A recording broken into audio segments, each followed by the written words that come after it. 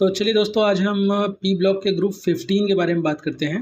अब अगर आपने अभी तक ग्रुप 14 और ग्रुप 13 की वीडियो नहीं देखी है तो आप चैनल खोल के डायरेक्टली वहां से देख सकते हैं। बाकी मैं डिस्क्रिप्शन में भी ग्रुप 14 और ग्रुप 13 का लिंक लगा दूंगा। तो चलिए स्टार्ट करते हैं ग्रुप 15 को।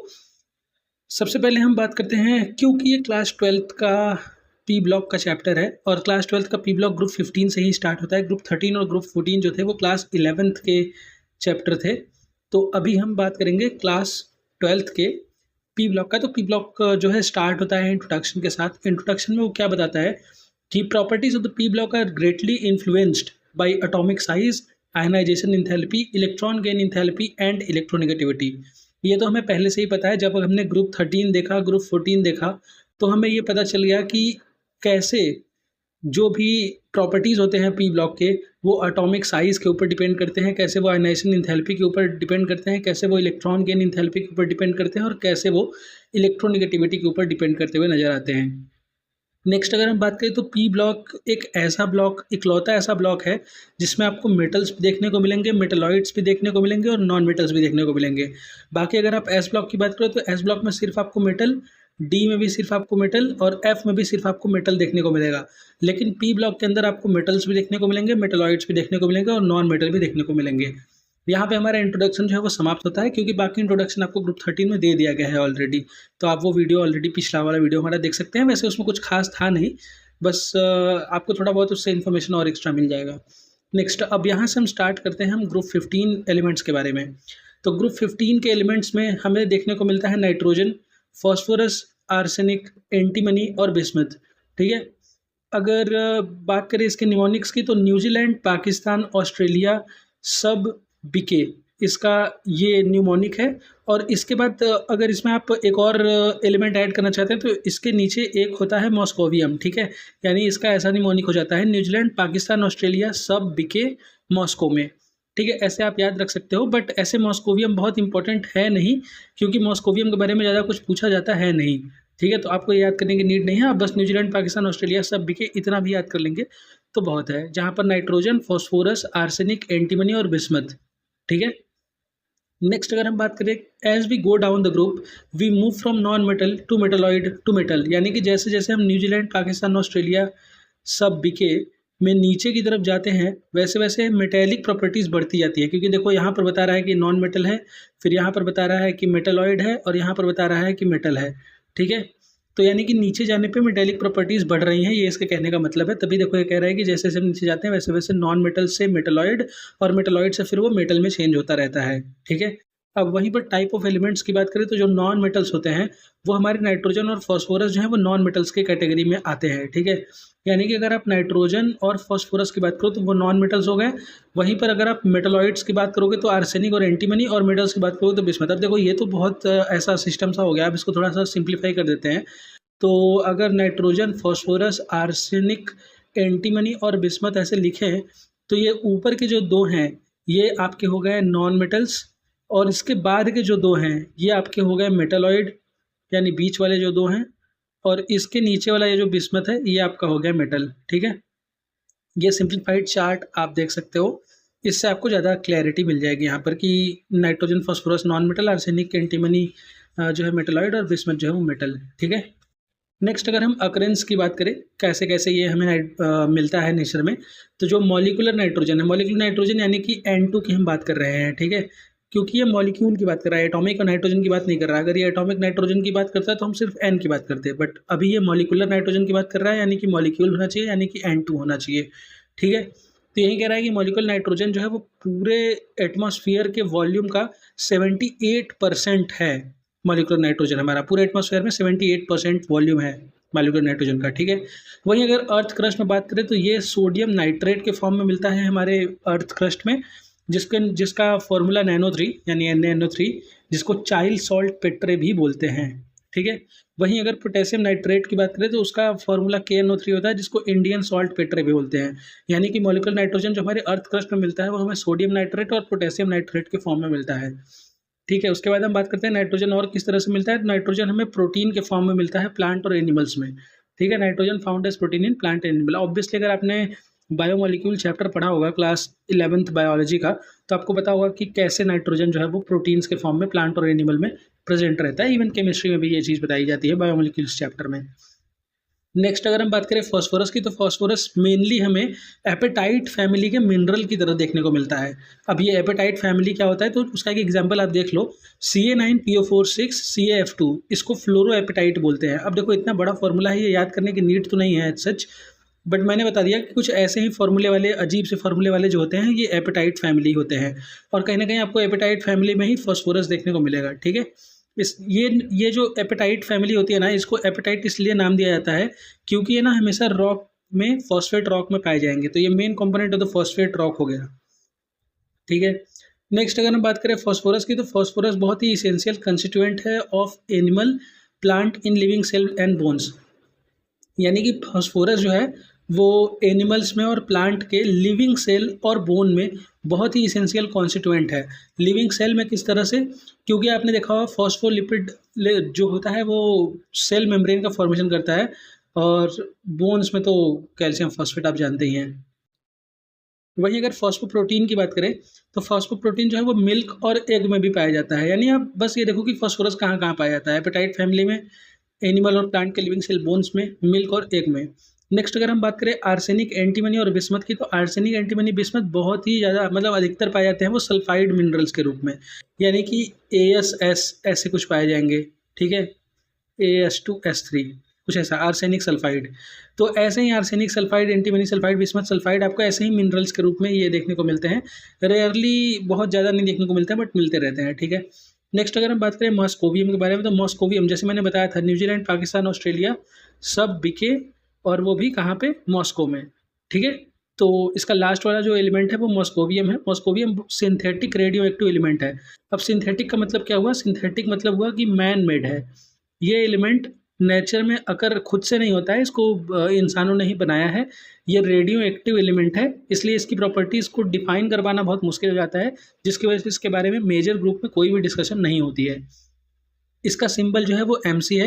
एटॉमिक नंबर 115 है, क्योंकि ये 15वें ग्रुप का एलिमेंट है, तो इसका एटॉमिक नंबर 115 है। वैसे इसका कोई विजुअल चीज़ नहीं है कि 15वें ग्रुप का तो 115 है, बट बस है तो याद कर लो, अभी क्या ही करना, वो तो आपको पीरियोडिक टेबल में ज़्यादा क्लियरिटी इसके ऊपर मिल पाएगी। वहीं एटॉमिक मास की बात करें, तो एटॉमिक मास का 289 है, जो कि याद करने की ज़रूरत नहीं है। इलेक्ट्रॉनिक कन्फिग्रेशन की बात करें, तो 5F14 60 10 7s2 7p3। देखो ये 7th पीरियड का है, इसीलिए इसका 7s2 7p3 देखने को मिलता है। अभी हम जनरल इलेक्ट्रॉनिक कन्फिग्रेशन की बात करेंगे, तो मैं और क्लियर कर देता हूँ। जैसे कि अगला टॉपिक ही हमारा है इलेक्ट्रॉनिक कन्फिग्रेशन। तो इलेक्ट्रॉनिक कन्फिग्रेशन की अगर बात करें, तो valence electronic configuration of these element is NS2 NP3। ठीक है, यानी कि अगर इनके वैलेंस की इलेक्ट्रॉनिक कन्फिग्रेशन की बात करें, तो वो NS2 NP3, यानी कि अगर मैं भर के आपको दिखाऊं, तो ये S में 2 इलेक्ट्रॉन और P में टोटल 3 इलेक्ट्रॉन होते हैं। ठीक है, यानी 1 2 और 3। अब देखो ये NS2 NP3 हो गया ना। अभी देखो क्या कह रहा है कि इसका इलेक्ट्रॉनिक कन्फिग्रेशन जो है वो एक्स्ट्रा स्टेबल है due to half filled P orbital. देखो इसका जो P का ऑर्बिटल है वो हाफ फिल्ड है, और जब भी हाफ फिल्ड होता है ना, तो इसमें सिमेट्री आ जाती है। देखो इससे सिमेट्री, और जहाँ भी सिमेट्री आ गई वहाँ स्टेबिलिटी बढ़ जाती है। यानी एक चीज़ अपने दिमाग में याद रखो हमेशा, कि symmetry always lead to stability. ठीक है, ये हमें हमारे ऑफलाइन के टीचर ने बताया था, और ये बहुत ही काम की चीज़ थी, बहुत जगह काम आता है। Symmetry always lead to stability. तो देखो इसमें सिमेट्री कैसे है, P में ये 1 ये 2 ये 3। अब इसको बीच से काट दोगे आप, मतलब वैसे तो बीच से काट दोगे आप, तो ये देखो 2 इक्वल पार्ट में डिवाइड हो जाएगा। तो इसीलिए इसका इलेक्ट्रॉनिक कन्फिग्रेशन जो वो एक्स्ट्रा स्टेबल है due to half filled P orbital. ये बात याद रखने की, क्योंकि इससे इसके बहुत सारे प्रॉपर्टीज़ डिफाइन होते हैं। वहीं पर अगर NS2 NP3 की बात करें, तो नाइट्रोजन जो है वो सेकेंड पीरियड का एलिमेंट है, यानी N की वैल्यू हो गई 2, तो इसका इलेक्ट्रॉनिक कन्फिग्रेशन हो गया 2s2 2p3। वहीं अगर इसके 7th पीरियड वाले की बात करें, तो इसका भी आप इलेक्ट्रॉनिक कन्फिग्रेशन वैलेंस सेल का देख सकते हैं, 7s2 7p3। ठीक है, नेक्स्ट अब हम बात करते हैं एटॉमिक साइज़ के बारे में। एटॉमिक साइज़ में कोवेलेंट और ionic radii increases down the group. चाहे वो कोवेलेंट रेडियाई की बात करें, चाहे आयनिक रेडियाई की बात करें, वो डाउन द ग्रुप इंक्रीज होता है। क्यों? क्योंकि नंबर ऑफ सेल इंक्रीज होते हैं। ठीक है, जैसे जैसे नंबर ऑफ सेल, जैसे कि नाइट्रोजन में 1s2 2s2 2p2। ठीक है, 2p3 सॉरी, ऐसा हो गया। अब इसके बाद देखो, अगर फॉस्फोरस की बात करें, तो इसमें 1s2 2s2 sorry 1s2 2s2 2p6 3s2 3p3 इतना आ गया। ठीक है, तो ये देखो साइज इसका बड़ा हो गया इससे, यानी कि जैसे जैसे नंबर ऑफ सेल्स बढ़ते जाते हैं वैसे वैसे साइज बढ़ता जाता है। और डाउन द ग्रुप जाने पे नंबर ऑफ सेल्स हमेशा बढ़ेंगे, क्योंकि नंबर ऑफ पीरियड्स बढ़ता है। तो फिर न्यूजीलैंड, पाकिस्तान, ऑस्ट्रेलिया सब बिके। इसका वही ऑर्डर है कि डाउन द ग्रुप जाने पे बढ़ता है, कोई भी एक्सेप्शन इसमें देखने को आपको नहीं मिलता है। वहीं अगर बात करें तो आर्सेनिक से लेकर के बिस्मथ तक बहुत ही small increase in covalent radius देखने को मिलता है, यानी आर्सेनिक से लेकर के बिस्मथ तक बहुत स्मॉल इंक्रीज देखने को मिलता है, क्योंकि डी और एफ की पुअर सील्डिंग की वजह से ऐसा होता है। अच्छा, डी और एफ की पुअर सील्डिंग की वजह से ऐसा क्यों होता है, ये अगर आपको जानना है तो आप ग्रुप 13 और ग्रुप 14 की वीडियो देखो। ऐसा तो मैं नहीं बोलूँगा, मैं आपको थोड़ा समझा देता हूँ। ऐसा होता है कि जो डी ब्लॉक के एलिमेंट होते हैं ना, मतलब अगर ऐसे भरा जाए इनको, तो ये वाला इलेक्ट्रॉन यहाँ पर, ये यहाँ पर, ये यहाँ पर, यहाँ पर, यहाँ पर, और इसके बाद मान लो कोई भी और एक सेल है, तो ये जो न्यूक्लियस का फोर्स है ना, इसको ये ज़्यादा सील्ड नहीं कर पाते हैं। यानी देखो ये सील्ड कहाँ कहाँ कर पाएंगे, सिर्फ यहीं पर। यानी कि ये पूरा स्पेस, ये पूरा स्पेस, ये पूरा स्पेस, ये पूरा स्पेस और ये पूरा स्पेस खाली है, जिसकी वजह से न्यूक्लियर फोर्स इधर तक जा सकता है। और जब न्यूक्लियर फोर्स इधर तक जा सकता है तो ये क्या करेगा, ये न्यूक्लियर फोर्स ना इधर के इलेक्ट्रॉन को खींच के अपने पास लेके आएगा। तो यानी कि ये सेल जो थोड़ा सा छोटा हो जाएगा, और जब ये थोड़ा सा छोटा होगा तो इनके साइज में बहुत डिफरेंस देखने को मिलेगा नहीं। ऐसा डी के साथ भी हो रहा है और ऐसा एफ के साथ भी होता है। एफ के साथ तो और भी अच्छी तरह से होता है, क्योंकि एफ की सील्डिंग ना बहुत पुअर होती है, तो यानी कि उसके बीच में और ज़्यादा गैप होता है, और ज़्यादा गैप होता है तो बहुत कम वो लोग सील्ड कर पाते हैं, बहुत कम रोक पाते हैं, जिसकी वजह से उसका साइज जो है बहुत स्मॉल इंक्रीज देखने को मिलता है कोवेलेंट रेडियस में। नेक्स्ट हम बात करते हैं आयनाइजेशन एंथैल्पी के बारे में। तो आयनाइजेशन एंथैल्पी कह रहा है कि decreases down the group due to increase in atomic size. जैसे जैसे साइज बढ़ता जाता है वैसे वैसे आयनाइजेशन एनर्जी घटता जाता है। रीज़न, क्योंकि अगर साइज बढ़ा तो इस न्यूक्लियस का इस इलेक्ट्रॉन के ऊपर अट्रैक्शन कम, तो इसको निकालने के लिए एनर्जी हमें कम देनी पड़ेगी, यानी आयनाइजेशन एनर्जी कम हो गई। ठीक है, नेक्स्ट अब हम बात करें, अगर मान लो कि ये इससे और भी बड़ा हो गया, तब तो इसकी अट्रैक्शन, न्यूक्लियस का अट्रैक्शन इस पर और भी कम यानी और जल्दी निकाल लेंगे इसको हम, यानी आयनाइजेशन एनर्जी और कम हो गई। तो जैसे जैसे हम डाउन द ग्रुप आते जाते हैं वैसे वैसे साइज बढ़ता जाता है, और अगर साइज बढ़ेगा तो न्यूक्लियस का लास्ट वाले सेल के ऊपर अट्रैक्शन कम होता जाएगा, और जब न्यूक्लियस का लास्ट वाले सेल पे अट्रैक्शन कम होता जाएगा तो उससे हमें फ़ायदा क्या होगा कि हमें कम एनर्जी में ही इलेक्ट्रॉन निकलता हुआ नजर आने लगेगा, यानी ionization energy down the group घटेगी। और देखो वहीं हो भी रहा है, न्यूजीलैंड, पाकिस्तान, ऑस्ट्रेलिया सब की, यानी कि nitrogen, phosphorus, arsenic, antimony, bismuth, कोई भी एक्सेप्शन इसमें नहीं है। नेक्स्ट अगर हम बात करें तो कह रहा है कि ionization energy of group 15 is much higher than group 14 and group 16 due to half filled p orbital. देखो आयनाइजेशन एनर्जी ना सिर्फ इस चीज़ पे नहीं डिपेंड करती है कि आपका साइज कितना बड़ा है और साइज कितना छोटा है। ठीक है, आयनाइजेशन एनर्जी इस बात पे भी डिपेंड करती है कि क्या आप स्टेबल हैं, क्या आप हाफ फिल्ड हैं, क्या आप फुल फिल्ड है। देखो जब भी कोई भी चीज़ स्टेबल रहेगी तो वो अनस्टेबिलिटी की तरफ तो जाना नहीं चाहेगी।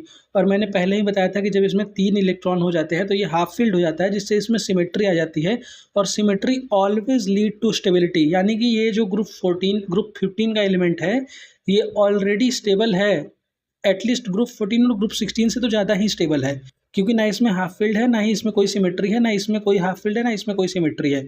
तो ग्रुप 15 का एलिमेंट ग्रुप 16 और ग्रुप 13 से ज़्यादा स्टेबल हो गया, जिसकी वजह से जो ऑर्डर आता है वो कुछ ऐसा आता है कि नाइट्रोजन जो है वो ऑक्सीजन जो कि ग्रुप 16 का एलिमेंट है उससे इसकी आयनाइजेशन एनर्जी ज़्यादा हो जाती है, और वहीं ग्रुप 14 यानी कि कार्बन से भी नाइट्रोजन की जो आयनाइजेशन एनर्जी है वो ज़्यादा है। ठीक है, तो यानी कि आयनाइजेशन एनर्जी का ऑर्डर कुछ ऐसा हो जाता है। नाइट्रोजन को वैसे तो यहाँ पे होना चाहिए था, बट वो जम करके ऑक्सीजन से आगे आ जाता है, क्योंकि इसमें half field stability P block की देखने को मिल जाती है। नेक्स्ट हम बात करते हैं इलेक्ट्रोनेगेटिविटी के बारे में।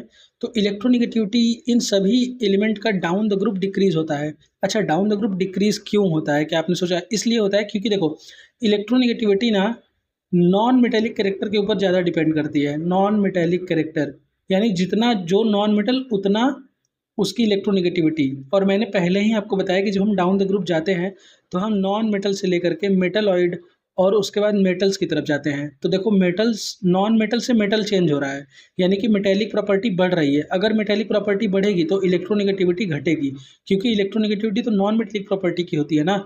यानी कि जब हम डाउन द ग्रुप जाएंगे तो हमें इलेक्ट्रोनेगेटिविटी में डिक्रीज देखने को मिलेगा। और देखो वैसा हो भी रहा है। नाइट्रोजन, फॉस्फोरस, आर्सेनिक, एंटीमनी और बिस्मथ में कहीं ना कहीं आपको सेम इलेक्ट्रोनेगेटिविटी देखने को मिल रही है। अब ऐसा क्यों होता है? क्योंकि जब भी हम हैवियर एलिमेंट की बात करते हैं ना तो उसमें डिफरेंस बहुत ज़्यादा नहीं देखा जाता है। क्यों? क्योंकि नीचे जाने में ना मेटेलिक कैरेक्टर ऑलमोस्ट इसका और इसका मेटेलिक कैरेक्टर ऑलमोस्ट बराबर हो जाता है, बट स्टिल थोड़ा-सा तो इसका कम ही रहता है एंटीमनी का। इसका आपको ना और आगे और भी बढ़िया-बढ़िया एग्जाम्पल मिलेगा, इसलिए अभी आप याद कर लो कि एंटीमनी और बिस्मथ का जो मेटेलिक कैरेक्टर है ना, वो ऑलमोस्ट इक्वल होता है, जिसकी वजह से इनकी इलेक्ट्रोनेगेटिविटी भी इक्वल होती है और आगे कुछ प्रॉपर्टीज़ पे भी हम इसके ऊपर डिस्कस करेंगे। नेक्स्ट हम बात करते हैं फिजिकल प्रॉपर्टीज़ के बारे में। तो जितने भी एलिमेंट हैं इस ग्रुप के वो सारे पॉलीएटॉमिक हैं, यानी पॉलीएटॉमिक का मतलब क्या हुआ? यानी कि वो N2, P2, AS2, Sb2 कुछ ऐसे फॉर्म में देखने को मिलेंगे, यानी वो मॉलिक्यूलर फॉर्म में ही एग्जिस्ट करते हैं, वो कभी ऐसे अकेले नहीं एग्जिस्ट करते मिलेंगे कि आपको सिर्फ नाइट्रोजन मिल गया। जब भी मिलेगा आपको नाइट्रोजन, मॉलिक्यूलर नाइट्रोजन ही देखने को मिलेगा, इसलिए इनको पॉलीएटॉमिक का भी नाम दिया गया है, ठीक है। वहीं अगर डाई नाइट्रोजन की बात करें तो डाई नाइट्रोजन एक गैस है, जबकि बाकी जितने भी पॉलीएटॉमिक हैं इस ग्रुप 15 के वो सारे सॉलिड हैं, ठीक है। और वैसे भी हमने नाइट्रोजन को हमेशा गैस की तरह ही जाना है, तो इसीलिए ऑब्वियसली तो यहाँ से क्लियर हो जाता है, बाकी सारे सॉलिड्स हैं, ये तो मतलब वेल नोन चीज़ हो गई यहाँ से। नेक्स्ट अगर हम मेटेलिक कैरेक्टर की बात करें तो metallic character increases down the group. Obviously हम बात कर चुके हैं कि जैसे जैसे हम नीचे आते हैं वैसे वैसे मेटेलिक कैरेक्टर बढ़ता जाता है, अभी हमने बात करी। तो ये देखो आप मेटेलिक कैरेक्टर का ऑर्डर, कोई भी डिस्टॉर्शन नहीं है इसमें। बिस्मथ का सबसे ज़्यादा, फिर एंटीमनी का, फिर उसके बाद आर्सेनिक का, फॉस्फोरस का, नाइट्रोजन का। अच्छा, ऐसा क्यों होता है कि metallic character down the group increase होता है? तो एनसीईआरटी ने एक रीज़न दिया है कि due to decrease in ionization enthalpy and increase in size. जैसे जैसे हम नीचे आते जाते हैं हमारी आयनाइजेशन एनर्जी जो है वो घटती जाती है, साइज जो है वो बढ़ता जाता है। अगर साइज बढ़ता जाएगा, आयनाइजेशन एनर्जी घटता जाएगा, तो इस मॉलिक्यूल में से इलेक्ट्रॉन को निकालना बहुत आसान हो जाएगा, और जो इलेक्ट्रॉन दे दे वो मेटल, और जो इलेक्ट्रॉन ले ले वो नॉन मेटल। तो अगर इलेक्ट्रॉन जल्दी दे देगा तो बहुत अच्छा मेटल, अगर इलेक्ट्रॉन जल्दी ले लेगा तो बहुत अच्छा नॉन मेटल, ठीक है। तो यहाँ से ये क्लियर हो जाता है। नेक्स्ट और भी देखते हैं फिजिकल प्रॉपर्टीज़ के बारे में। तो कह रहा है कि boiling point increases from top to bottom. जैसे जैसे हम टॉप से बॉटम आते जाते हैं वैसे वैसे बॉइलिंग पॉइंट इंक्रीज करता जाता है। बॉइलिंग पॉइंट डिपेंड किस पे करता है? बॉइलिंग पॉइंट डिपेंड करता है कि आपके जो वैलेंस इलेक्ट्रॉन है, जो आपके वैलेंस इलेक्ट्रॉन है उसमें कितने ज़्यादा इलेक्ट्रॉन हैं या कैसे इलेक्ट्रॉन्स हैं, क्या वो फ्री हैं, क्या वो नहीं फ्री हैं। अगर वो फ्री हैं तो क्या वो मेटेलिक बॉन्डिंग बना रहे हैं या नहीं बना रहे हैं। तो देखो नाइट्रोजन जो है इसका बॉइलिंग पॉइंट बहुत कम बता रहा है। ऐसा क्यों होता है? क्योंकि जब दो नाइट्रोजन ना ऐसे आस पास आते हैं तो इनमें ना 5 इलेक्ट्रॉन हैं। अगर इनमें 5 इलेक्ट्रॉन है ना तो इनके बीच में इलेक्ट्रॉनिक रिपल्सन लगने लगेगा, और इलेक्ट्रॉनिक रिपल्सन लगने लगेगा जिसकी वजह से इनका एक जो ये बॉन्ड है ये बहुत वीक हो जाएगा और ये जल्दी टूट जाएगा, जिसकी वजह से इसकी बॉइलिंग पॉइंट कम हो जाती है। नेक्स्ट फॉस्फोरस के साथ भी सेम ही चीज़, साइज छोटा, और जैसे जैसे देखो साइज बड़ा होता जाएगा वैसे वैसे इलेक्ट्रॉन क्लाउड जो है वो कम होता जाएगा, और इलेक्ट्रॉन क्लाउड अगर कम होता जाएगा तो इनके बीच में रिपल्सन कम होता जाएगा, और अगर रिपल्सन कम होता जाएगा तो इनकी बॉन्डिंग अच्छी होती जाएगी। लेकिन अब यहाँ पर देखो कह रहा है कि बिस्मथ का जो है वो एंटीमनी से कम है बॉइलिंग पॉइंट। अब ऐसा कैसे होगा? यहाँ पे एक एक्सेप्शन आ गया, देखो यहाँ पर लिखा भी हुआ है एक्सेप्शन है। अब वो एक्सेप्शन क्यों है? क्योंकि मेटेलिक बॉन्डिंग में ना इलेक्ट्रॉन का पार्टिसिपेशन कम हो जाता है बिस्मथ में। ऐसा क्यों होता है? Due to inert pair effect, due to inert pair effect. अच्छा, इनर्ट पेयर इफेक्ट क्या होता है कि ना जब जो बड़े एलिमेंट्स हो जाते हैं, जब बहुत बड़े एलिमेंट्स हो जाते हैं ना, तो इनके न्यूक्लियस में प्रोटॉन्स का नंबर बहुत ज़्यादा हो जाता है। जब प्रोटॉन्स का नंबर बहुत ज़्यादा हो जाता है ना, तो ये मान लो अगर S है और ये P है, तो इनमें अगर प्रोटॉन्स ज़्यादा है तो ये S के इलेक्ट्रॉन को बहुत कस के खींच के रखने लगते हैं अपने पास, जिसकी वजह से ये S का इलेक्ट्रॉन का निकलना बहुत मुश्किल हो जाता है। और अगर S के इलेक्ट्रॉन का निकलना बहुत मुश्किल हो गया तो ये मेटेलिक बॉन्डिंग में पार्टिसिपेशन तो करेगा नहीं, और अगर ये मेटेलिक बॉन्डिंग में पार्टिसिपेशन नहीं करेगा तो यानी कि मेटेलिक बॉन्डिंग कम हो गई, और अगर मेटेलिक बॉन्डिंग कम हुई इसका मतलब बॉन्ड स्ट्रेंथ कम हुआ, यानी कि इसको बॉयल करने पे ये जल्दी टूट जाएगा, जिसकी वजह से एंटीमनी और बिस्मथ में एंटीमनी का ज़्यादा होता है, बिस्मथ का कम, क्योंकि बिस्मथ में obviously number of protons antimony से तो ज़्यादा ही हैं, ठीक है। नेक्स्ट अगर हम मेल्टिंग पॉइंट की बात करें तो कह रहा है कि increases up to arsenic and then decreases up to bismuth, यानी कि इसका ऑर्डर बहुत ही डिस्टॉर्टेड है कि नाइट्रोजन, फॉस्फोरस, बिस्मथ, एंटीमनी और आर्सेनिक। देखो आर्सेनिक का बहुत कम हो गया, आर्सेनिक का मेल्टिंग पॉइंट बहुत कम हो गया। इसका रीज़न ये है कि जो बिस्मथ है ना, इसमें वैंडरवाल फोर्स भी काम करने लगती है। अगर वैंडरवाल फोर्स काम कर रही है तो सारे बिस्मथ के जो क्रिस्टल्स हैं वो बहुत क्लोजली पैक हो जाएंगे, क्योंकि इनका भार बहुत ज़्यादा है, इनका वजन बहुत ज़्यादा है, इनका वेट बहुत ज़्यादा है, तो जिसकी वजह से वैंडरवाल फोर्स ज़्यादा हो जाएगा और जिसकी वजह से ये लोग एक दूसरे के पास पास रहने लगेंगे और जिसकी वजह से इनको तोड़ना बहुत मुश्किल हो जाएगा। बट अगर वहीं आर्सेनिक की बात करें तो ये तो बिस्मथ में तो सिर्फ और सिर्फ आपको वैन डर वाल फोर्स देखने को मिल रहा है और मेटेलिक बॉन्डिंग भी कम ही है, अभी बात करी थी हमने। लेकिन आर्सेनिक में तो मेटेलिक बॉन्डिंग भी बढ़िया देखने को मिलती है, उसके साथ के साथ इसमें वैन डर वाल फोर्स भी देखने को मिलता है। क्रिस्टल पैकिंग की बात कर रहे हैं जब, तब तो मेल्टिंग पॉइंट जो है वो आर्सेनिक तक बढ़ती है और फिर बिस्मथ तक डिक्रीज होती है, जिसकी वजह से कुछ ऐसा ऑर्डर आता है। देखो अगर कन्फ्यूज़ हो रहा हो तो मैं फिर से बता देता हूँ।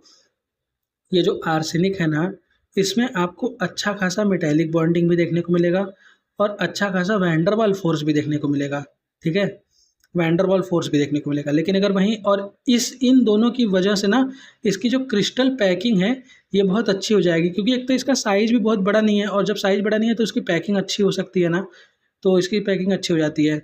वहीं अगर बिस्मथ की बात करें तो बिस्मथ में मेजरली वैन डर वाल फोर्स ही डोमिनेट करता है जब भी आप क्रिस्टल लैटिस बनाते हो तब। अब आप पिछले वाले रीजन से कंफ्यूज मत करिएगा, क्योंकि ये क्रिस्टल की बात हो रही है और बॉइलिंग पॉइंट तब की बात करते हैं जब वो लिक्विड से उसको बॉईल करते हैं, तो ये सॉलिड की बात कर रहा है, सॉलिड से उसको मेल्ट करना है। तो क्रिस्टल पैकिंग की बात करें तो क्रिस्टल पैकिंग में वैन डर वाल फोर्स की वजह से बिस्मथ जो है वो मेजरली क्रिस्टल में पैक होता है और वैन डर वाल फोर्स मेटेलिक बॉन्डिंग से कमज़ोर होता है, जिसकी वजह से इसको मेल्ट करना आसान हो जाता है, ठीक है। ओवरऑल अगर देखा जाए तो आर्सेनिक और बिस्मथ अपना पोजीशन एक्सचेंज कर लेते हैं मेल्टिंग पॉइंट में, और वहीं पर अगर बॉइलिंग पॉइंट की बात करें तो बिस्मथ और एंटीमनी अपना चेंज करते हैं, क्या कहते हैं उसको, पोजीशन चेंज करते हैं, ठीक है। इसका एक ट्रिक मैंने सोचा था यार, बट अभी मैं ट्रिक इसका भूल गया हूँ। अगर मुझे क्लास के एंड तक याद आएगा तो मैं आप लोगों को बता दूंगा वो वाला ट्रिक, ठीक है। अगर वहीं बात करें एक्सेप्ट नाइट्रोजन, नाइट्रोजन के अलावा बाकी जितने भी एलिमेंट हैं वो सब एलोट्रॉपी दिखाते हैं, लेकिन नाइट्रोजन नहीं दिखाता है। और नाइट्रोजन के एलोट्रॉपी ना दिखाने का मेन रीज़न है कि नाइट्रोजन का जो सिंगल बॉन्ड है उसकी बॉन्ड स्ट्रेंथ होती है वो बहुत कम होती है, क्योंकि इसमें 5 इलेक्ट्रॉन होते हैं और 5 इलेक्ट्रॉन होने की वजह से इसमें रिपल्सन बहुत ज़्यादा होता है, जिस रिपल्सन की वजह से ये बॉन्ड का स्ट्रेंथ बहुत कम हो जाता है, इसलिए ये एलोट्रॉपी नहीं दिखा पाते हैं, ठीक है। वहीं अगर हम डेंसिटी की बात करें तो density down the group increase होती है, कोई एक्सेप्शन नहीं है इसमें। डेंसिटी किस पे डिपेंड करती है? डेंसिटी डिपेंड करती है मास के ऊपर, और मास डाउन द ग्रुप जाने पे हमेशा बढ़ता है, और जब मास बढ़ता रहेगा डाउन द ग्रुप जाने पे तो डेंसिटी बढ़ती रहेगी। नेक्स्ट हम बात करते हैं केमिकल प्रॉपर्टीज़ के बारे में। तो केमिकल प्रॉपर्टीज़ में सबसे पहला चीज़ हम बात करेंगे ऑक्सीडेशन स्टेट के बारे में। Common oxidation state of these element are -3 +3 and +5। अच्छा, अब इतना कॉमन ऑक्सीडेशन स्टेट बता दिया तो इसको समझने की कोशिश करते हैं। सबसे पहले तो हमने हमेशा से सीखा है कि मैक्सिमम ऑक्सीडेशन स्टेट कैसे निकालते हैं। मैक्सिमम ऑक्सीडेशन स्टेट जब हम निकालते हैं तो उसमें हम S के और P के इलेक्ट्रॉन का सम करते हैं। तो देखो इसका जनरल इलेक्ट्रॉनिक कन्फिग्रेशन क्या होता है, NH2 NP3, यानी कि S में 2 इलेक्ट्रॉन, P में 3 इलेक्ट्रॉन, टोटल अगर कर दें तो आएगा 5 इलेक्ट्रॉन, यानी कि ये +5 इसका मैक्सिमम ऑक्सीडेशन स्टेट होगा, जो कि यहाँ पर है। अब देखो इसके P में टोटल 3 इलेक्ट्रॉन हैं, ठीक है। अब P में टोटल 3 इलेक्ट्रॉन है तो या तो ये 3 इलेक्ट्रॉन ले ले, अगर ये 3 इलेक्ट्रॉन उधार लेता है तो इसके ऊपर आएगा -3, या तो ये अपना 3 इलेक्ट्रॉन दे के अपना P खाली कर ले, तब भी ये स्टेबल हो जाएगा, क्योंकि तब ये बिल्कुल ही फिल ही नहीं रहेगा और इसका S तो फुलफिल है, यानी कि S इसकी स्टेबिलिटी दे देगा। और अगर ये 3 ले लेता है तो इसका P फुल हो जाएगा, और P फुल होते ही क्या होगा कि इसमें एक्स्ट्रा स्टेबिलिटी आ जाएगी, तो ऑब्वियसली दोनों साइड से स्टेबल हो रहा है। अगर ये लेता है तो -3, देता है तो +3, ठीक है। वहीं देखो कुछ ऐसी बात करी गई है। अब अगर बात करें tendency to exhibit -3 oxidation state decreases down the group due to decreasing electronegativity. अब देखो माइनस दिखाने के लिए आपको क्या करना पड़ता है, माइनस दिखाने के लिए आपको लेना पड़ता है, और लेने के लिए आपके पास पावर होना चाहिए, किसी से इलेक्ट्रॉन छीनने के लिए आपके पास पावर होना चाहिए, और वो पावर केमिस्ट्री की भाषा में उसको इलेक्ट्रोनेगेटिविटी का नाम दिया गया है, यानी आपकी इलेक्ट्रोनेगेटिविटी ज़्यादा होनी चाहिए। और अभी हमने बात करी थी कि जब हम डाउन द ग्रुप आते हैं तो इलेक्ट्रोनेगेटिविटी जो है वो घटता जाता है। अगर इलेक्ट्रोनेगेटिविटी घटता जाएगा डाउन द ग्रुप जाने पे तो यानी कि इसकी इलेक्ट्रोनेगेटिविटी सबसे कम, और अगर इसकी सबसे कम तो ये लेना तो कभी नहीं जाएगा, क्योंकि ये ले ही नहीं पाएगा ना, इसके पास पावर ही नहीं है लेने की इलेक्ट्रॉन। तो obviously -3 oxidation state down the group जब आप जाओगे तो उसकी -3 ऑक्सीडेशन स्टेट आने की संभावना जो है वो घटती जाती है, क्योंकि उसका इलेक्ट्रोनेगेटिविटी घटता जाता है। वहीं अगर स्टेबिलिटी ऑफ +5 ऑक्सीडेशन स्टेट की बात करें तो वो भी डाउन द ग्रुप डिक्रीज होती है। क्यों? क्योंकि जब आप वहीं इनर्ट पेयर इफेक्ट की बात कर लेते हैं, इनर्ट पेयर इफेक्ट की वजह से +5 की जो स्टेबिलिटी होती है वो डाउन द ग्रुप डिक्रीज होती जाती है, क्योंकि इनर्ट पेयर इफेक्ट भी मैंने समझाया कि जो s के इलेक्ट्रॉन होते हैं वो बॉन्डिंग में पार्टिसिपेट नहीं कर पाते हैं। क्यों? क्योंकि न्यूक्लियस का फोर्स s वाले सबसेल पे बहुत ज़्यादा लगने लगता है, और जब वो बहुत ज़्यादा लगने लगता है तो ये s का इलेक्ट्रॉन बॉन्डिंग में पार्टिसिपेट नहीं करेगा, और जब ये बॉन्डिंग में पार्टिसिपेट नहीं करेगा तो बॉन्डिंग में पार्टिसिपेट करेगा कौन? सिर्फ और सिर्फ p ब्लॉक वाला, p ऑर्बिटल वाला एलिमेंट, p ऑर्बिटल के इलेक्ट्रॉन। तो p ऑर्बिटल के इलेक्ट्रॉन क्या होते हैं? p ऑर्बिटल के इलेक्ट्रॉन इसमें कितने हैं? 3 हैं। तो यानी कि नीचे जाने पे +3 की स्टेबिलिटी बढ़ेगी, लेकिन +5 की स्टेबिलिटी घटेगी। क्योंकि +5 की स्टेबिलिटी क्यों घटेगी, ये आपने सोचा? क्योंकि जब s के इलेक्ट्रॉन पार्टिसिपेट ही नहीं कर रहे रिएक्शन में तो +5 आएगा कैसे? सिर्फ +3 ही तो आ पाएगा ना। नेक्स्ट अगर वहीं पर हम बात करें, the stability of +3 oxidation state increases down the group due to inert pair effect. अभी समझा के खाली हुआ हूँ तो उसको क्या ही बताना। नाइट्रोजन जो है वो +1 +2 +4 भी एग्जिबिट करता है अलॉन्ग विथ -3 +3 और +5। +5 नहीं होता है नाइट्रोजन में, ठीक है। नाइट्रोजन में आपको कभी भी +5 देखने को नहीं मिलेगा, उसका रीजन मैं आपको आगे बता दूंगा। तो यहाँ पे -3 +1 +2 +3 +4 देखने को मिलता है।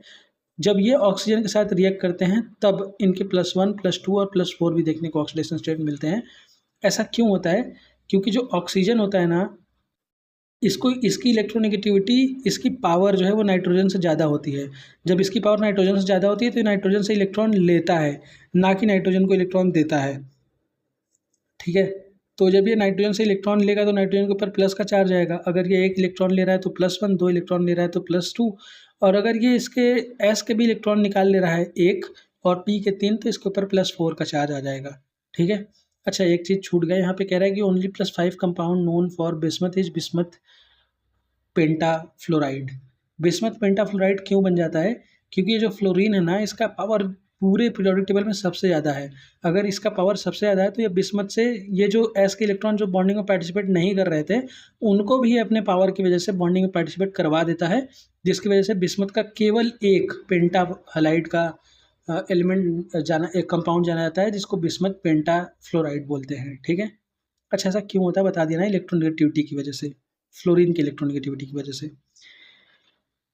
नेक्स्ट अगर हम बात करें तो कह रहा है कि नाइट्रोजन कभी भी +5 ऑक्सीडेशन स्टेट कंपाउंड नहीं बनाता है क्योंकि इनके पास कोई डी का ऑर्बिटल नहीं है। अब ऐसा क्यों कह रहा है कि डी का ऑर्बिटल नहीं है तो ये +5 नहीं जा सकते, जबकि अगर तुम देखो तो NH2 NP3 है तो इसको पूरा S का निकल जाना चाहिए था, पूरा P का निकल जाना चाहिए था, तो इसके +5 दिखा देना चाहिए था। बट द थिंग इज़ कि नाइट्रोजन ना कभी भी +5 ऑक्सीडेशन स्टेट नहीं दिखा पाता है, क्योंकि +5 दिखाना है ना, +5 दिखाना है यानी आपको देना है, और इसमें देने की कैपेसिटी जैसे ही आप एक इलेक्ट्रॉन देते हो वैसे ही आपके ऊपर आता है पॉजिटिव चार्ज, और पॉजिटिव चार्ज आने से आपकी इलेक्ट्रोनेगेटिविटी और बढ़ जाती है। तो सोचो, जब ये 1 इलेक्ट्रॉन दिया, 2 इलेक्ट्रॉन दिया, 3 इलेक्ट्रॉन दिया, 4 इलेक्ट्रॉन दिया, देखो इसकी इलेक्ट्रोनेगेटिविटी तो पहले ही बहुत ज़्यादा थी, अब इसने 4 इलेक्ट्रॉन दे दिए तो इसकी इलेक्ट्रोनेगेटिविटी और भी ज़्यादा हो गई। तो ये जो 5वां इलेक्ट्रॉन है ये निकाल आप पाओगे नहीं, और जब ये आप निकाल नहीं पाओगे तो आप +5 ऑक्सीडेशन स्टेट देख ही नहीं पाओगे कभी, ठीक है। और इनमें कोई डी ऑर्बिटल भी नहीं होता है जिसमें आप इलेक्ट्रॉन डाल के इनका ऑक्सीडेशन स्टेट बढ़ा सको, ठीक है। यानी इनके पास खाना खाने के लिए जो पेट खाली होना चाहिए वो इनके पास नहीं है, इनके पास डी ऑर्बिटल नहीं है। वहीं फास्फोरस की बात करें तो फास्फोरस +1 और +4 के ऑक्सीडेशन स्टेट में भी देखने को मिला है, जब किसी ऑक्सा एसिड्स में देखते हैं हम तब। जब हम ऑक्सो एसिड्स में देखते हैं तो फास्फोरस जो है +1 और +4 ऑक्सीडेशन स्टेट भी दिखाता हुआ नज़र आता है, ठीक है। अगर नाइट्रोजन की बात करें तो नाइट्रोजन में सभी ऑक्सीडेशन स्टेट देखने को मिलते हैं +1 से लेकर के +4 तक, क्योंकि मैंने अभी बताया +1 +2 जब ये ऑक्सीजन से रिएक्ट करते हैं, +3 ये किसी से भी रिएक्ट करते हैं तब भी बना देते हैं, और +4 जब ये ऑक्सीजन से रिएक्ट करते हैं, तो सारे +1 से लेकर के +4 तक आपको देखने को मिल गए। और ये जब +1 से +4 तक के जितने भी कंपाउंड ये बनाते हैं वो सब डिस्प्रपोर्शनेट हो जाते हैं एसिड सॉल्यूशन में। डिस्प्रपोर्शनेट का मतलब क्या होता है कि एक ही कंपाउंड का ऑक्सीडेशन और एक ही कंपाउंड का रिडक्शन, तो उसको डिस्प्रपोर्शनेशन रिएक्शन बोलते हैं। जैसे HNO2 में बात करें तो ये +3 में है, ठीक है। अगर आप इसका क्या बोलते हैं इसको, ऑक्सीडेशन स्टेट निकालेंगे तो आप इसको +3 में पाएंगे, ठीक है। वहीं HNO3 में ये +5 में है, और NO में ये +2 में है, ठीक है। +2 +5 +3, ठीक है। देखो +3 से +5 में गया, +3 से +2 में गया, ये हुआ इसका रिडक्शन और ये हुआ इसका ऑक्सीडेशन। अब आप सोच रहे होंगे कि यहाँ पर +5 कैसे आया, तो HNO3 एक बहुत ही स्ट्रॉन्ग एसिड है और ऑक्सीजन के 3-3 मॉलिक्यूल इसको +5 तक लेके चले जाते हैं, ठीक है। अगर हम बात करें इन केस ऑफ फॉस्फोरस, तो फॉस्फोरस में क्या होता है, nearly all intermediate oxidation state disproportionate in +5 and -3 both in alkali and acid medium. अगर हम फॉस्फोरस की बात करें तो जितने भी intermediate electronic configuration oxidation state आते हैं फॉस्फोरस में, जितने भी इंटरमीडिएट यानी +5 से -3 के बीच में जितने भी इनके ऑक्सीडेशन स्टेट आएंगे वो सब डिस्प्रोपोर्शनेट होंगे +5 में और -3 में। ठीक है, एसिड और अल्कली कोई भी सोल्यूशन हो उसमें भी हो जाएंगे। वहीं अगर +3 ऑक्सीडेशन स्टेट की बात करें तो +3 oxidation state become stable in disproportionation in arsenic, antimony and bismuth.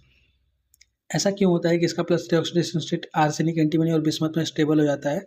क्योंकि डाउन द ग्रुप जाने पे +3 की स्टेबिलिटी बढ़ती है, और जब +3 की स्टेबिलिटी बढ़ेगी तो ये हमेशा +3 में ही रहना चाहेंगे। इसीलिए कह रहा है कि +3 oxidation state become stable in disproportionation in arsenic, antimony and bismuth. ठीक है, अब हम अगर मैक्सिमम कोवेलेंसी की बात करें तो नाइट्रोजन की मैक्सिमम कोवेलेंसी 4 हो सकती है क्योंकि इसमें डी ऑर्बिटल नहीं होते हैं। वहीं अदर्स की 6 हो सकती है due to Sidgwick rule of maximum covalency. Nitrogen की 4 इसलिए हो सकती है क्योंकि इसमें डी ऑर्बिटल नहीं है, तो इसमें कोई भी कॉम्प्लेक्स का फॉर्मेशन आपको देखने को नहीं मिलेगा। लेकिन बाकियों में कॉम्प्लेक्स का फॉर्मेशन हो सकता है क्योंकि उनमें डी ऑर्बिटल है, जिसकी वजह से इनकी मैक्सिमम कोवेलेंसी 6 तक जा सकती है due to Sidgwick rule of maximum covalency. Next अगर हम बात करें तो अनॉमलस प्रॉपर्टीज़ ऑफ नाइट्रोजन की बात कर रहे हैं। तो नाइट्रोजन ना बाकी सारे मेंबर से अलग होता है। क्यों? क्योंकि इसकी साइज छोटी होती है, इसकी इलेक्ट्रोनेगेटिविटी ज़्यादा होती है, इसकी आयनाइजेशन एंथैल्पी ज़्यादा होती है, इसमें कोई भी डी ऑर्बिटल नहीं होता है। यानी कि साइज छोटा होना, इलेक्ट्रोनेगेटिविटी ज़्यादा होना, आयनाइजेशन एंथैल्पी ज़्यादा होना और डी ऑर्बिटल का एब्सेंस होना किसी भी ग्रुप के पहले मेंबर को बाकियों से अलग बनाता है। और वैसे भी ये छोटे बच्चे हैं अपने ग्रुप के, तो अगर छोटे बच्चे तो शरारती होते ही हैं, तो वो अपने घर वालों से तो अलग बिहेवियर हमेशा दिखाएंगे ही। तो इसीलिए ये एनॉमलस बिहेवियर शो करते हुए नज़र आते हैं। अब इनके एनॉमलस बिहेवियर होते क्या क्या हैं, ये अभी हम बात करेंगे। ठीक है, तो देखो nitrogen has unique ability to form p pi multiple bond with itself और other element having small size and high electronegativity. यानी कि जो नाइट्रोजन होते हैं ना, उनमें बहुत ही यूनिक एबिलिटी होती है कि वो p pi multiple bond formation कर सकते हैं। यानी सिंगल बॉन्ड नहीं, बल्कि वो ट्रिपल बॉन्ड बना सकते हैं, डबल बॉन्ड बना सकते हैं। ठीक है, तो nitrogen p pi multiple bond formation करते हैं, खुद से भी और बाकियों से भी, जिनका साइज छोटा होता है और जिनकी इलेक्ट्रोनेगेटिविटी ज़्यादा होती है, जैसे कि कार्बन, ऑक्सीजन और फ्लोरीन। ठीक है, वहीं अगर बात करें heavier element of this group do not form p pi multiple bond because their atomic orbital is large and diffused. जैसे जैसे इस ग्रुप के हैवियर एलिमेंट्स की बात करें तो ये कभी भी p pi मल्टीपल बॉन्डिंग नहीं फॉर्म कर पाते हैं, क्योंकि पहले तो इनकी एटॉमिक ऑर्बिटल बहुत बड़ी है, एटॉमिक साइज बहुत बड़ी है, जिसकी वजह से उसकी स्ट्रेंथ बहुत कम हो जाएगी, पहली चीज़। दूसरी चीज़, इनका एटॉमिक ऑर्बिटल जो है वो बहुत डिफ्यूज्ड होता है, यानी कि इस इनमें जो एनर्जी का डिफरेंस है वो बहुत कम होता है, जिसकी वजह से कि p pi multiple bonding formation करना इनके लिए बहुत मुश्किल हो जाता है। ठीक है, वहीं अगर बात करें डाई नाइट्रोजन में, तो डाई नाइट्रोजन में जो बॉन्ड इंथैल्पी देखी गई है ट्रिपल बॉन्ड की, वो बहुत ज़्यादा देखी गई है। यानी कि अगर नाइट्रोजन से ट्रिपल बॉन्ड से अटैच है तो इसको तोड़ने के लिए आपको 941.4 किलो जूल्स पर मोल की एनर्जी देनी पड़ेगी, तब जाकर के आप इसको तोड़ पाओगे। यानी कि इसके ट्रिपल बॉन्ड की जो बॉन्ड इंथैल्पी है वो बहुत ज़्यादा है। वहीं अगर हम बात करें फॉस्फोरस की, आर्सेनिक की और एंटीमनी की, तो ये लोग सिंगल बॉन्ड का फॉर्मेशन करते हैं, जबकि बिस्मथ जो है वो मेटेलिक बॉन्ड का फॉर्मेशन करता हुआ एलिमेंटल स्टेट में नज़र आता है। अब देखो सिंगल बॉन्ड का जो बॉन्ड स्ट्रेंथ है ना, वो मेटेलिक बॉन्ड से हमेशा ज़्यादा होता है। और आर्सेनिक बिस्मथ जो है वो मेटेलिक बॉन्ड क्यों फॉर्मेशन करता है? क्योंकि बिस्मथ खुद एक मेटल है और मेटल तो हमेशा मेटेलिक बॉन्डिंग ही तो करेंगे ना। तो यानी कि बिस्मथ के बीच में जो बॉन्डिंग होती है वो मेटेलिक बॉन्डिंग होती है। ठीक है, और वहीं अगर फॉस्फोरस के बीच में बात करें तो ये कोवेलेंट बॉन्डिंग होती है। आर्सेनिक के बीच में बात करें तो भी ये कोवेलेंट बॉन्डिंग होती है और ये सब सिंगल बॉन्ड से बनते हैं। वहीं नाइट्रोजन की बात करें तो नाइट्रोजन में 3 कोवेलेंट बॉन्ड होते हैं, जिसकी इंथैल्पी 941.4 किलो जूल्स पर मोल होती है। वहीं सिंगल नाइट्रोजन बॉन्ड बहुत ही वीक होता है देन सिंगल पीपी बॉन्ड। यानी कि अगर सिंगल फॉस्फोरस बॉन्ड और सिंगल नाइट्रोजन बॉन्ड को कंपेयर किया जाए तो नाइट्रोजन का जो सिंगल बॉन्ड है ये वीक होता है। क्यों? क्योंकि इसमें इंटर इलेक्ट्रॉनिक रिपल्सन लगने लगता है। इंटर इलेक्ट्रॉनिक रिपल्सन क्या होता है कि जब यहाँ पर देखो 4 इलेक्ट्रॉन एक्स्ट्रा हैं और यहाँ पर भी 4 इलेक्ट्रॉन एक्स्ट्रा है, एक तो इसका साइज छोटा है, ऊपर से इतने सारे इलेक्ट्रॉन, तो इनके बीच में रिपल्सन होगा, जिसकी वजह से ये बॉन्ड वीक हो जाएगा। वहीं फास्फोरस का साइज़ देखो बहुत बड़ा है। अगर फास्फोरस का साइज़ बड़ा है तो इसमें 4 इलेक्ट्रॉन जो रहेंगे वो दूर दूर रहेंगे, जिनकी वजह से इनमें इंटर इलेक्ट्रॉनिक रिपल्सन बहुत कम रहेगा, और इंटर इलेक्ट्रॉनिक रिपल्सन कम रहेगा तो इसका स्ट्रेंथ ज़्यादा रहेगा और इसका स्ट्रेंथ कम रहेगा। ठीक है, देखो वही बात लिखी हुई है कि सिंगल नाइट्रोजन नाइट्रोजन बॉन्ड जो है वो वीक होता है सिंगल पीपी बॉन्ड से। क्यों? क्योंकि इंटर इलेक्ट्रॉनिक रिपल्सन बहुत ज़्यादा होता है। वहीं अगर बात करें कैटेनेशन प्रॉपर्टी नाइट्रोजन में बहुत वीक होती है। क्यों? क्योंकि इंटर इलेक्ट्रॉनिक रिपल्सन बहुत हाई होता है। कैटेनेशन प्रॉपर्टी दिखाने के लिए आपको सिंगल सिंगल सिंगल बॉन्ड बनाना पड़ेगा। अब देखो ऐसे 3 सिंगल सिंगल बॉन्ड अगर बन जाए तो एक तो ये बॉन्ड पहले ही वीक है, ऊपर से इसमें देखो इलेक्ट्रॉन क्लाउड कितना हो गया। इतना सारा इलेक्ट्रॉन क्लाउड ये कभी झेल ही नहीं पाएगा, जिसकी वजह से इसकी कैटेनेशन प्रॉपर्टी बहुत वीक हो जाती है। ठीक है, नेक्स्ट अगर हम बात करें तो maximum covalency of nitrogen is 4 and can not form D pi P pi multiple bond like other heavy element. अब देखो जो भी कोवेलेंसी 4 से ज़्यादा लेके जाते हैं ना, वो हमेशा डी पाई पी पाई बॉन्ड बनाते हैं, लेकिन इसमें तो डी ऑर्बिटल है ही नहीं, तो ये डी पाई पी पाई बॉन्ड बनाएगा कैसे? नहीं बना पाएगा। ठीक है, अब नेक्स्ट हम बात करेंगे रिएक्टिविटी टुवर्ड्स हाइड्रोजन के बारे में। तो जितने भी एलिमेंट ग्रुप 15 के हैं ये हाइड्रोजन से रिएक्ट करके हाइड्राइड बनाते हैं ऑफ फार्मूला EH3। अब EH3 कैसे बनता है? जैसे मान लेते हैं कि नाइट्रोजन के ऊपर +3, नाइट्रोजन के ऊपर -3 और हाइड्रोजन के ऊपर +1, तो जब इसका होगा तो NH3 बन जाएगा। ठीक है, वहीं अगर स्टेबिलिटी ऑफ हाइड्राइड्स की बात करें तो ये डाउन द ग्रुप NH3 से BiH3 से डिक्रीज होता जाता है। यानी कि जब हम डाउन द ग्रुप आते हैं तो हाइड्राइड्स का जो स्टेबिलिटी है वो डिक्रीज होता है। ऐसा क्यों होता है? क्योंकि जो क्लास 2 का स्टूडेंट होगा वो उसका क्लास 1 के स्टूडेंट के साथ ज़्यादा जमेगा, ना कि जो क्लास 2 का स्टूडेंट है उसका क्लास 7 के स्टूडेंट के साथ जैसे ज़्यादा जमेगा। ठीक है, तो इसीलिए नाइट्रोजन जो है वो क्लास 2 का स्टूडेंट है, हाइड्रोजन जो है वो क्लास 1 का स्टूडेंट है, फॉस्फोरस जो है वो क्लास 3 का स्टूडेंट है। देखो क्लास 2 और क्लास 1 में ज़्यादा जमेगा देन क्लास 3 और क्लास 1 में, तो जिसके बीच में ज़्यादा जमेगा उनकी बॉन्डिंग ज़्यादा स्टेबल होगी, और ज़्यादा स्टेबल होगी तो उसको तोड़ना बहुत मुश्किल होगा, जिसकी वजह से वो स्टेबल ज़्यादा रहेगा। तो इसीलिए NH3 ज़्यादा स्टेबल होता है PH3 से, फिर ASH3, SPH3, BiH3, कोई एक्सेप्शन नहीं है इसमें। जो मैंने रीज़न बताया वही रीज़न आप लिख सकते हो। नेक्स्ट अगर बात करें रिड्यूसिंग कैरेक्टर ऑफ हाइड्राइड्स की, तो यार रिड्यूसिंग कैरेक्टर क्या होता है कि जो सामने वाले को रिड्यूस कर दे। रिड्यूस करने का मतलब सामने वाले में हाइड्रोजन का एडिशन कर दे। अगर हाइड्रोजन का वो एडिशन कर रहा है सामने वाले में, यानी खुद में से हाइड्रोजन को रिलीज़ कर रहा है, तभी तो सामने वाले में ऐड करेगा ना। तो यानी कि जिनका बॉन्ड जितना वीक होगा वो उतनी जल्दी हाइड्रोजन रिलीज़ करेंगे, और जो जितनी जल्दी हाइड्रोजन रिलीज़ करेंगे वो सामने वाले को उतनी जल्दी रिड्यूस कर देंगे। और सामने वाले को जल्दी रिड्यूस करने के लिए आपके बॉन्ड की स्ट्रेंथ जो है वो वीक होनी चाहिए हाइड्रोजन के साथ, तभी आप जल्दी हाइड्रोजन रिलीज़ कर पाओगे। तो देखो स्टेबल सबसे कम कौन है? BiH3, और Bi इतना बड़ा, हाइड्रोजन इतना छोटा, तो इनके बीच में जो साइज़ का डिफरेंस है, मतलब इनके जो बॉन्ड लेंथ है वो बहुत बड़ी हो गई, तो बॉन्ड लेंथ बड़ी तो बॉन्ड स्ट्रेंथ छोटी, यानी ये जल्दी हाइड्रोजन रिलीज़ करेगा। जल्दी हाइड्रोजन रिलीज़ करेगा यानी बिस्मथ जो है वो सबसे ज़्यादा रिड्यूसिंग प्रॉपर्टी दिखाएगा, फिर उसके बाद ये और ये। ठीक है, इसमें भी कोई एक्सेप्शन नहीं है।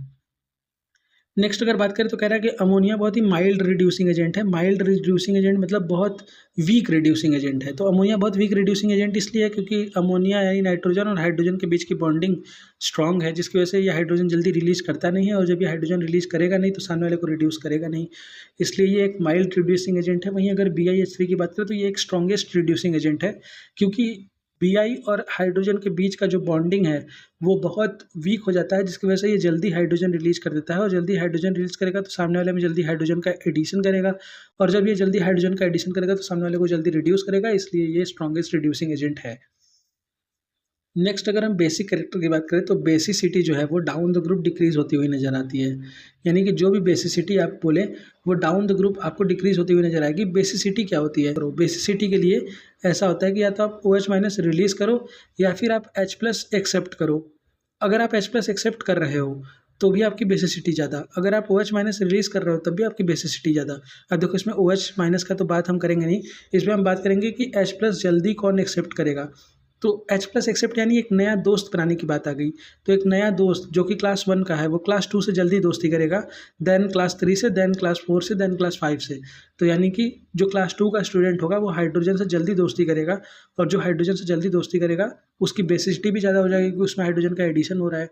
ठीक है, इसका मतलब कि जो नाइट्रोजन है उसकी दोस्ती जो NH3 की बेसिसिटी है वो ज़्यादा होगी, ये जल्दी से हाइड्रोजन एक्सेप्ट कर लेगा।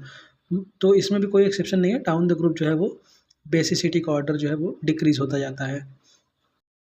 BiH3 में यार हाइड्रोजन और बिस्मथ की बॉन्डिंग वैसे ही वीक है, तो ये एक्स्ट्रा हाइड्रोजन क्यों ही एक्सेप्ट करेगा, है ना। NH3 exhibit hydrogen bonding in solid as well as liquid state due to high electronegativity and small size। अच्छा, हाइड्रोजन बॉन्डिंग क्या होता है, इसका मेजर डिटेल तो आपको देखने को मिलेगा केमिकल बॉन्डिंग में, बट मैं आपको ये बता सकता हूँ कि हाइड्रोजन बॉन्डिंग करता कौन कौन है। जब भी आप हाइड्रोजन को या तो फ्लोरीन से, या तो आप ऑक्सीजन से, या फिर आप नाइट्रोजन से डायरेक्टली अटैच्ड देख लो, तो समझ जाओ कि वहाँ पे हाइड्रोजन बॉन्डिंग होगी। और हाइड्रोजन बॉन्डिंग ना एक्स्ट्रा स्टेबिलिटी देती है मॉलिक्यूल को, ठीक है। अब एक्स्ट्रा स्टेबिलिटी अगर हाइड्रोजन बॉन्डिंग देती है तो देखो क्या होता है कि जो भी तुम्हारा NH3 है, NH3 यानी नाइट्रोजन हाइड्रोजन से डायरेक्टली अटैच है, और नाइट्रोजन अगर हाइड्रोजन से डायरेक्टली अटैच है तो ये हाइड्रोजन बॉन्डिंग तो दिखाएगा ही दिखाएगा, क्योंकि इसकी इलेक्ट्रोनेगेटिविटी कम होती है, साइज छोटा होता है। ये सब का ज़्यादा डिटेल आपको केमिकल बॉन्डिंग में देखने को मिलेगा, बस आप ये जान लो कि NH3 जो है वो हाइड्रोजन बॉन्डिंग दिखाता है। जो आपका फ़ोन होता है वो हाइड्रोजन बॉन्डिंग दिखाता है जब वो हाइड्रोजन से डायरेक्टली अटैच हो, चाहे वो फ्लोरीन हो, चाहे वो ऑक्सीजन हो, चाहे वो नाइट्रोजन हो, ठीक है। वहीं मेल्टिंग और बॉइलिंग पॉइंट NH3 की बात करें तो ये बहुत ज़्यादा होता है PH3 से due to hydrogen bonding. Boiling point ज़्यादा इसलिए क्योंकि NH3 अगर लिक्विड फॉर्म में है तो भी इनमें हाइड्रोजन बॉन्डिंग बनेगा। देखो यहाँ पर लिखा हुआ है लिक्विड स्टेट में भी ये हाइड्रोजन बॉन्डिंग करते हुए नजर आते हैं, जिसकी वजह से इनका बॉइलिंग पॉइंट ज़्यादा, और सॉलिड फॉर्म में ये हाइड्रोजन बॉन्डिंग बनाते हैं जिसकी वजह से इनका मेल्टिंग पॉइंट ज़्यादा, ठीक है। नेक्स्ट अब हम बात करते हैं रिएक्टिविटी टुवर्ड्स ऑक्सीजन के बारे में। तो ग्रुप 15 के एलिमेंट दो तरह के ऑक्साइड बनाते हैं, E2O3 और E2O5। जब ये +3 ऑक्सीडेशन स्टेट शो करते हैं ग्रुप 15 वाले, तो ये E2O3 टाइप का ऑक्साइड दिखाते हैं, और जब ये +5 ऑक्सीडेशन स्टेट में होते हैं तो अब ये E2O5 वाला ऑक्सीडेशन स्टेट दिखाते हैं। जैसे फॉस्फोरस के ऊपर +5, ऑक्सीजन के ऊपर -2, तो ऑक्सीजन का +5 से मल्टीप्लाई हुआ तो हो गया ऑक्सीजन 5, फॉस्फोरस का -2 से मल्टीप्लाई हुआ तो ये हो गया P2, यानी ओवरऑल बन के क्या आया P2O5, that is E2O5 type का ऑक्साइड।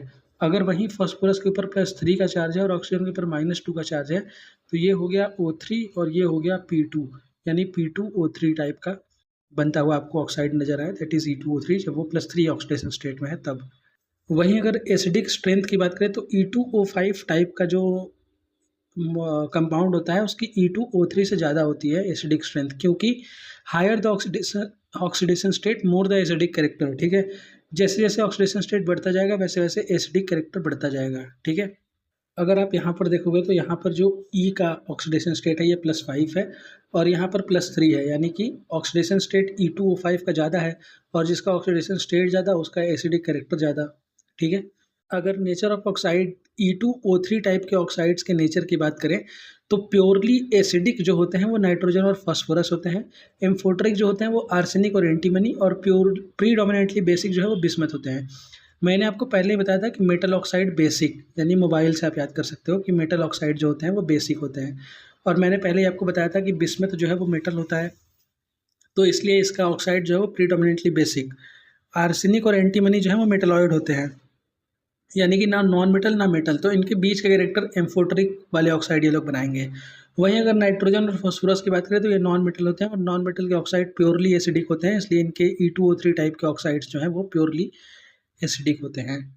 नेक्स्ट हम बात करते हैं रिएक्टिविटी टुवर्ड्स हैलोजन के बारे में। अगर हम रिएक्टिविटी टुवर्ड्स हैलोजन की बात करें तो ग्रुप 15 के जो एलिमेंट है ये दो तरह के हैलाइड्स बनाते हुए नजर आते हैं, that is EX3 and EX5। EX3 कब जब ये +3 ऑक्सीडेशन स्टेट में होते हैं, और EX5 कब जब ये +5 ऑक्सीडेशन स्टेट में होते हैं। जैसे अगर फॉस्फोरस के ऊपर +5 है और फ्लोरीन के ऊपर -1 है तो ये PF5 टाइप का हैलाइड बनाता हुआ नजर आएगा, और वहीं अगर फॉस्फोरस के ऊपर +3 है और फ्लोराइड के ऊपर -1 है तो ये टोटल बनाता हुआ नजर आएगा PF3, यानी देखो EX3 और ये वाला EX5, ठीक है। नाइट्रोजन कभी भी पेंटा हैलाइड नहीं बनाता है, उसका रीज़न ये है कि नाइट्रोजन में d ऑर्बिटल नहीं है, और नाइट्रोजन कभी भी अपना ऑक्सीडेशन स्टेट +5 तक नहीं लेके जा सकता क्योंकि इसमें d ऑर्बिटल नहीं है, जिसकी वजह से ये कभी भी पेंटा हैलाइड का फॉर्मेशन नहीं करते हैं। पेंटा हैलाइड्स जो हैं वो ज़्यादा कोवेलेंट होते हैं ट्राई हैलाइड से, क्यों? क्योंकि अगर फजान रूल की बात करें तो जिन पे चार्ज ज़्यादा उनकी कोवेलेंट कैरेक्टर ज़्यादा, क्योंकि फजान रूल क्या कहता है, फजान रूल कहता है कि covalent character is directly proportional to charge and inversely proportional to size. देखो इनका साइज भी छोटा होता है ग्रुप 14 और ग्रुप 13 से, इनका चार्ज भी ज़्यादा होता है, यानी +5 का चार्ज है, तो इनकी कोवेलेंट कैरेक्टर ज़्यादा, तो इसीलिए पेंटा हैलाइड्स यानी कि जिनमें +5 का ऑक्सीडेशन स्टेट है वो ज़्यादा कोवेलेंट होंगे ट्राई हैलाइड से +3 वाले से, यानी चार्ज जिसका ज़्यादा उसका कोवेलेंट कैरेक्टर ज़्यादा। इसलिए देखो लिखा हुआ है polarizing power of +5 is more than +3। Polarizing power charge by size ratio को ही बोलते हैं, ठीक है। वहीं अगर नाइट्रोजन की बात करें तो सिर्फ और सिर्फ NF3 जो है उसको स्टेबल पाया गया है, बाकी कोई भी हैलाइड स्टेबल नहीं होते हैं, क्योंकि या तो ये +3 हैलाइड्स के साथ दिखाता है और +5 तो ये दिखाता ही नहीं है, तो ऑब्वियसली सिर्फ इसका एक ही जो है हैलाइड स्टेबल हो पाएगा, जो है वो NF3। NCl3 स्टेबल नहीं होता है, NBr3 स्टेबल नहीं होता है। ऐसा क्यों होता है? क्योंकि नाइट्रोजन जो है उसके सामने बड़े बड़े क्लोरीन्स जो है इनका बॉन्ड स्ट्रेंथ जो है ये बहुत कम हो जाता है, जिसकी वजह से ये टूट जाते हैं। वहीं अगर क्लास 2 के नाइट्रोजन और क्लास 2 के फ्लोरीन की बात करें तो इनके बीच में बॉन्डिंग अच्छी खासी हो सकती है, इसीलिए ये स्टेबल होता है, बाकी स्टेबल नहीं होते हैं। BiF3 के अलावा बाकी जितने भी हैलाइड हैं वो सब प्रीडोमिनेंटली कोवेलेंट होते हैं। ऐसा क्यों होता है? क्योंकि BiF3 में ना फ्लोरीन का इलेक्ट्रोनेगेटिविटी ज़्यादा होता है, बिस्मथ मेटालिक होता है तो बिस्मथ की इलेक्ट्रोनेगेटिविटी बहुत कम होती है, जिससे इनके बीच में डिफरेंस 1.7 या उससे ज़्यादा का हो जाता है। लेकिन वहीं अगर क्लोरीन की बात करें तो क्लोरीन की इलेक्ट्रोनेगेटिविटी फ्लोरीन से बहुत कम होती है, जिसकी वजह से क्लोरीन के बीच में और बिस्मथ के बीच में इलेक्ट्रोनेगेटिविटी का डिफरेंस 1.7 तक नहीं पहुँच पाता है, जिसकी वजह से वो कोवेलेंट ही रह जाते हैं, ठीक है। अब कुछ क्वेश्चंस और आंसर्स देख लेते हैं जो कि NCERT के हैं। तो देखो कह रहा है कि though nitrogen exhibit +5 oxidation state, it does not form pentahalide, give reason. वैसे तो नाइट्रोजन का आपने +5 देखा होगा HNO3 में, लेकिन ये कभी भी पेंटाहेलाइड्स नहीं बनाते हैं, इसका रीज़न दो। तो कह रहा है कि nitrogen with period number 2 has S and P orbital only, it does not have D orbital to expand its covalence beyond 4, यानी कि अपनी कोवेलेंसी 4 से ज़्यादा नहीं लेके जा सकता है। That is why it does not form pentahalide. अब देखो जब HNO3 की हम बात करते हैं तो इसमें बॉन्डिंग कैसी होती है, HN और ये डबल बॉन्ड O, और ये ना यहाँ पे कोऑर्डिनेट बॉन्ड ऑक्सीजन के साथ बनाता हुआ नज़र आता है, ठीक है।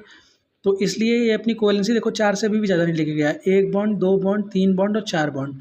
ऐसा काम ये फ्लोरीन के साथ नहीं कर सकता है, क्योंकि फ्लोरीन डबल बॉन्ड नहीं फॉर्मेशन करता है, लेकिन ऑक्सीजन करता है। इसलिए देखो इसकी कोवेलेंसी कभी भी 4 से ज़्यादा नहीं जा सकती है, और अगर इसको हैलाइड्स के साथ रिएक्ट करना है तो ये सिंगल ही बॉन्ड बना पाएगा, और सिंगल बॉन्ड से ये 5 बॉन्ड तो बनाएगा नहीं कभी भी, तो जिसकी वजह से ये कभी भी +5 ऑक्सीडेशन स्टेट में होते हुए भी ये कभी भी पेंटाहेलाइड का फॉर्मेशन नहीं करेगा। वहीं अगर pH3 की बात करें तो कह रहा है कि pH3 का बॉइलिंग पॉइंट कम होता है NH3 से। क्यों? क्योंकि NH3 में हाइड्रोजन बॉन्डिंग होती है। अब देखो यही लिखा होगा कि unlike NH3 pH3 molecule are not associated through hydrogen bonding in liquid state, जबकि NH3 लिक्विड स्टेट और सॉलिड स्टेट दोनों में हाइड्रोजन बॉन्डिंग दिखाता है, इसीलिए इसका बॉइलिंग पॉइंट NH3 का बॉइलिंग पॉइंट pH3 से ज़्यादा और pH3 का बॉइलिंग पॉइंट NH3 से कम होता है। नेक्स्ट प्रॉब्लम नंबर 7.1 NCERT कह रहा है कि why are pentahalide of phosphorus, arsenic, antimony and bismuth are more covalent than their trihalides, यानी कि पेंटाहेलाइड ट्राईहेलाइड से ज़्यादा कोवेलेंट क्यों होते हैं? Due to charge by size ratio, polarizing power, इसीलिए यही लिखा होगा कि as the oxidation state of pentahalide is +5 which comprises more polarizing power leading to more covalent nature according to the Fajans rule, जो मैंने पिछले समझाया आपको।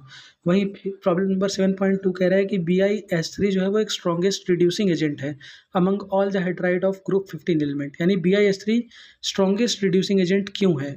तो मैंने बताया था कि बिस्मथ और हाइड्रोजन के बीच का जो बॉन्ड का स्ट्रेंथ होता है वो बहुत कम होता है, क्योंकि उसका बॉन्ड का लेंथ बहुत ज़्यादा होता है। देखो यही कह रहा है because the bond length between Bi and H is large and bond strength is low leading to easy release of H+, making it strongest reducing agent, ठीक है। अब हम बात करते हैं रिएक्टिविटी टुवर्ड्स मेटल की। तो ग्रुप 15 के जो एलिमेंट है वो मेटल से मिल करके बाइनरी कंपाउंड का फॉर्मेशन करते हैं, जिसमें इनके ऊपर -3 का ऑक्सीडेशन स्टेट होता है। -3 का मतलब क्या हुआ कि ये लोग 3 इलेक्ट्रॉन लेते हैं, ना कि 3 इलेक्ट्रॉन देते हैं जब ये मेटल से रिएक्ट करते हैं तब, क्योंकि मेटल ना हमेशा इलेक्ट्रॉन डोनर होते हैं और नॉन मेटल जो होते हैं वो हमेशा इलेक्ट्रॉन एक्सेप्टर होते हैं। तो अगर ये 3 इलेक्ट्रॉन एक्सेप्ट करेंगे तो इन पे 3 माइनस आएगा, और ये अगर 3 इलेक्ट्रॉन डोनेट करेंगे तो इन पे +3 आएगा, ठीक है। तो ऐसे ही देखो अगर कैल्शियम नाइट्राइड्स की बात करें तो Ca3N2, कैल्शियम फॉस्फाइड की बात करें तो Ca3P2, सोडियम एर्सेनाइड की बात करें तो Na3AS, वहीं जिंक एंटीमोनाइड की बात करें तो Zn3Sp2, मैग्नीशियम बिस्मुथाइड की बात करें तो Mg3Bi2 का फॉर्मेशन करते हुए ये लोग नज़र आते हैं। इसी के साथ आपका चैप्टर यहाँ पर होता है समाप्त। बहुत बहुत धन्यवाद आपका।